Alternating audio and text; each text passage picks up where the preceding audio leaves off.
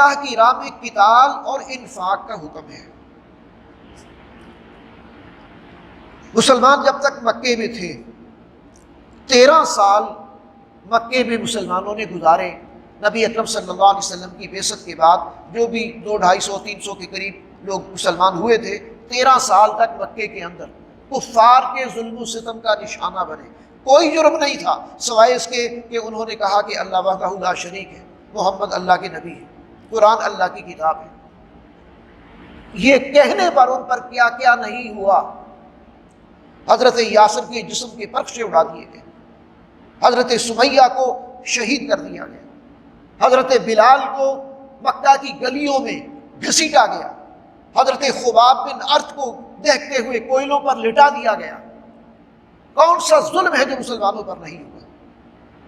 لیکن حکم یہ تھا کہ مسلمانوں برداشت کرو، ابھی اجازت نہیں ہے اللہ کی طرف سے، بس ابھی یہ ہے کہ تم نے اپنا کام کرنا ہے، تم نے اللہ کے دین کے جو احکامات تمہیں ملتے جا رہے ہیں انہیں قبول کرو، ان پر عمل کرو، باقی یہ جو بھی سزائیں ہیں انہیں برداشت کرو، ابھی ریئیکٹ نہیں کرنا، ابھی کسی بات کا جواب نہیں دینا۔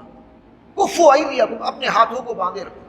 لہذا یہ ساری تکلیفیں برداشت کرتے رہے، ہجرتیں کرنی پڑی، پہلی ہجرت حبشہ، دوسری ہجرت حبشہ، اور بالآخر جب ظلم و ستم حد سے بڑھا تو پھر وہ بڑی ہجرت جس میں خود اللہ کے رسول صلی اللہ علیہ وسلم بھی مکہ سے ہجرت کر کے مدینہ چلے گئے۔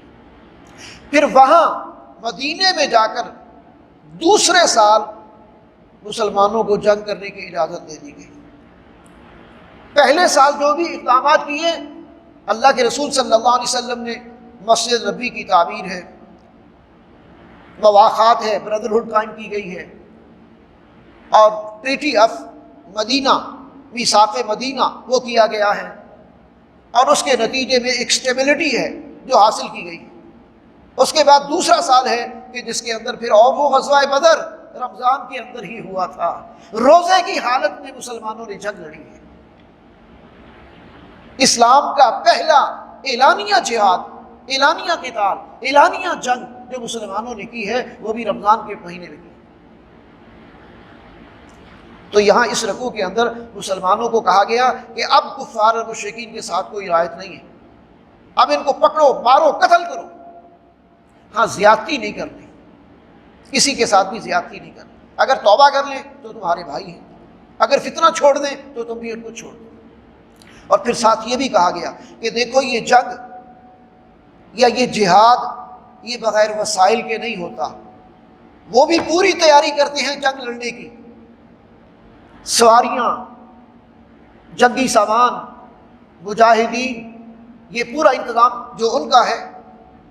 کفر کے مجاہد بھی تو ہیں نا، اور ادھر اسلام کے مجاہد، اللہ کے دین کے مجاہد، ظاہر ان کو بھی سواریاں چاہیے، ان کو بھی تلواریں چاہیے، ان کو بھی سامان سفر چاہیے۔